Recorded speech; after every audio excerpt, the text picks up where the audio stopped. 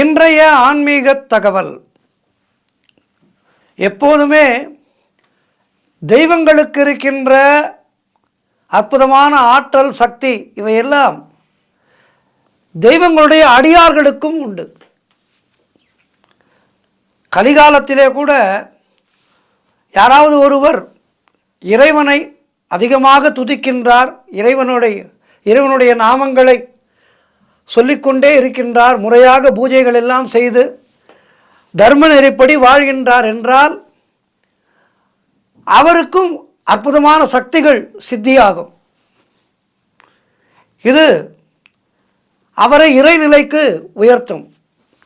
நம்முடைய சமகாலத்திலேயே பார்த்தால் நிறைய மகான்கள் அப்படி வாழ்ந்திருக்கின்றார்கள். ரமண மகரிஷி எல்லாம் அப்படி வாழ்வாங்கு வாழ்ந்து இறைவனோடு கலந்து இறைவனாகவே வழிபடுகின்றவர்கள். அவரையெல்லாம் நாம் வழிபடுகின்றோம்.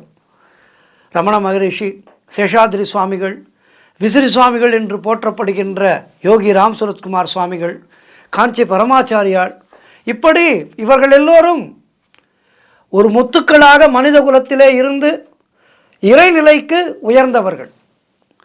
அவர்களுடைய வாழ்க்கையை படித்து அவர்களை வணங்கி நாமும் அந்த இறைநிலையை பெறுவதற்கான முயற்சிகளை நாம் செய்ய வேண்டும். எந்த ஒரு உயிரினத்துக்குமே கிடைக்காத ஒரு பேரு மனித குலத்துக்கு கிடைத்திருக்கின்றது. இறைவனை வணங்கி அடுத்த நிலைக்கு செல்லுகின்ற ஒரு பாக்கியம் அது மனித குலத்துக்கு மட்டும்தான் கிடைத்திருக்கின்றது. ஆகவே அதனை நாம் சரியாக பயன்படுத்தி கொண்டு இறைநிலையை அடைவதற்கான முயற்சிகளை தொடர வேண்டும். இன்றைக்கு நாம் 63 நாயன்மார்களுடைய சிறப்புகளை பற்றித்தான் பார்க்க இருக்கின்றோம்.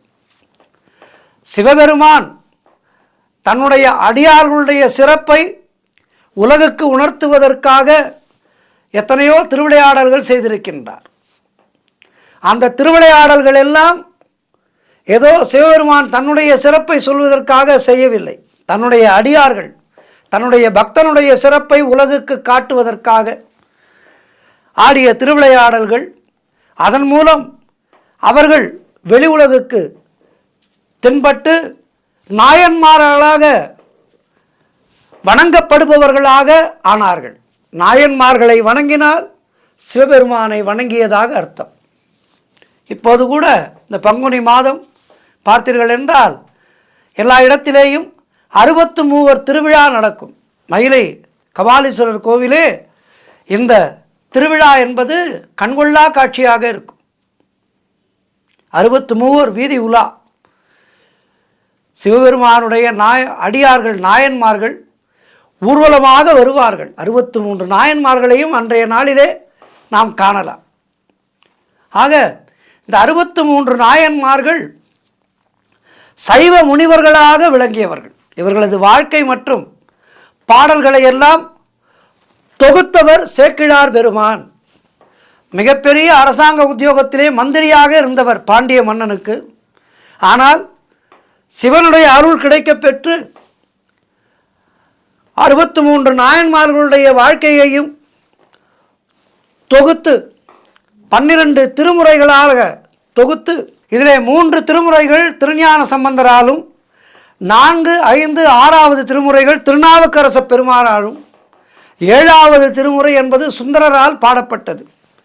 இந்த நாயன்மார்கள் யார் என்று பார்த்தால் இவர்கள் நான் முன்பே சொன்னபடி சிவ வழிபாட்டிலே ஆழ்ந்து போய் சிவனுடைய அருளை, சிவனுடைய கடாட்சத்தை பெற்று நாயன்மார்களாக உயர்ந்தவர்கள். இந்த நாயன்மார்களை எடுத்துக்கொண்டால் 4வரை தாண்டி எத்தனையோ பேர் இருக்கின்றார்கள். 4வர் சிவபெருமானை பாடி நாயன்மார்களாக உயர்ந்தவர்கள். சிவபெருமான் மேல் கொண்ட அற்புதமான பக்தியின் காரணமாக திருஞான சம்பந்த பெருமானுக்கு பார்வதி தாயாரே வந்து பால் கொடுத்து, ஞானப்பால் கொடுத்து பாட வைத்தார். அதேபோல் காரைக்கால் அம்மையார் மிகவும் மூத்தவர். தண்டி அடிகள் நாயனார் என்று ஒருவர் இருந்தார். இவர் பார்வையற்றவர், ஆனால் மிகப்பெரிய சிவபக்தர். ஒரு முறை சிவனுக்கு தீபம் ஏற்ற போதுமான நெய் இல்லாத போது தன்னுடைய தலைமுடியை தானே பற்ற வைத்து கொண்டதாக கூறப்படுகின்றது. அப்படிப்பட்ட ஒரு அசுரத்தனமான பக்தியை கொண்டவர் இந்த நாயன்மார். இப்படி இந்த 63 நாயன்மார்களிலே எத்தனையோ பேர், இந்த 63 நாயன்மார்களும் அசையாத பக்தியை கொண்டவர்கள். இதிலே 3 பெண்கள். இவர்கள் வாழ்ந்த காலம் என்பது கிபி 3 மற்றும் 4ஆம் நூற்றாண்டிலே வாழ்ந்த காரைக்கால் அம்மையார் என்பவர் காலத்தால் மிகவும் மூத்தவர். இந்த 63 நாயன்மார்களுடைய பெயர் மற்றும் கதைகளை எல்லாம் 63 மறைஞானிகள் மற்றும் முனிவர்கள் என கொண்டாடப்படுகின்றார்கள். இந்த நாயன்மார்கள் துறவு நிலையிலே இருந்தும் இறைவனை வழிபட்டார்கள். அதிலே பலர் வாழ்க்கையிலே இல்வாழ்க்கையிலே வாழ்ந்து கொண்டே இறைவனை அடைந்தவர்கள். ஆகவே இந்த பக்திக்கு துறவு மட்டும் தேவையில்லை. வாழ்க்கையிலே இல்வாழ்க்கையிலே இருந்து கொண்டே இறை பரம்பொருளை அடையலாம். துறவு என்பது அதற்கு அடுத்த கட்டமானது என்பதை நமக்கெல்லாம் உணர்த்தியவர்கள். முற்றிலும் துறந்தால்தான் நமக்கு இறையருள் கிடைப்பும் என்பதை இல்லை என்று நமக்கெல்லாம் உணர்த்தியவர்கள் இந்த நாயன்மார்கள். சிறுகுறிப்பு தொண்டர் என்று ஒருவர் இருந்தார். அதேபோல் எத்தனையோ நாயன்மார்கள். இவர்களுடைய வாழ்க்கை வரலாறுகளை எல்லாம் படிக்கும்போது நமக்கு பல விஷயங்கள் புலனாகும். ஒன்று, சிவபெருமான் என்பவர் எத்துணை கருணை உடையவர் என்பது நமக்கு புலனாகும். தன்னுடைய பக்தர்களுடைய மேன்மையை உலகுக்கு காட்டுவதற்காக விறகு வெட்டியாக வந்தார். எத்துணை பெரிய ஒரு கருணை கடல் சிவபெருமான். விறகு வெட்டியாக வந்து பாண்டிய மன்னனிடம் அடி வாங்கி, எந்த தெய்வம் இப்படி செய்யும்? சிவபெருமான் தன்னுடைய பக்தனுக்காக இவற்றை செய்தார். ஆகவே இந்த நாயன்மார்களுடைய சரித்திரங்களை எல்லாம் படித்தால் நம்முடைய பக்தி என்பது மேலோங்கும். அனுதினமும் நாயன்மார்களுடைய சரித்திரங்களை படிக்க வேண்டும். 63 நாயன்மார்கள் இருக்கின்றார்கள். அந்த 63 நாயன்மார்களுக்கும் ஒவ்வொரு கதைகள் இருக்கின்றது. இலங்கையிலே இருந்து ஒரு